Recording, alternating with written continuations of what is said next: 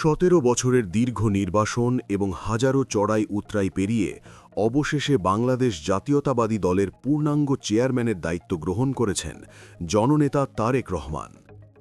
রাজপথের লড়াই থেকে শুরু করে দলের দুঃসময়ে সুদূর লন্ডন থেকে যেভাবে তিনি নেতাকর্মীদের আগলে রেখেছেন, এখন সরাসরি স্বদেশে এসে দলের হাল ধরায় বিএনপির রাজনীতিতে এক নতুন উদ্দীপনার সৃষ্টি হয়েছে।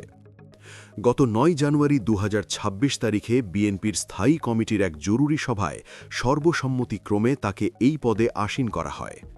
মূলত বেগম খালেদা জিয়ার প্রয়াণের পর দলীয় গঠনতন্ত্র অনুযায়ী এবং তৃণমূলের দাবির মুখে তিনি এই দায়িত্ব গ্রহণ করেন। গত ২৫ ডিসেম্বর স্বদেশে প্রত্যাবর্তনের পর থেকেই তিনি আসন্ন ত্রয়োদশ জাতীয় সংসদ নির্বাচনের প্রস্তুতি এবং রাষ্ট্র সংস্কারের রূপরেখা নিয়ে কাজ শুরু করেছেন। রাজনৈতিক বিশ্লেষকদের মতে তারেক রহমানের এই আনুষ্ঠানিক নেতৃত্ব কেবল বিএনপির জন্যই নয়, বরং দেশের আগামী রাজনৈতিক মেরুকরণেও এক বিশাল পরিবর্তন নিয়ে আসবে।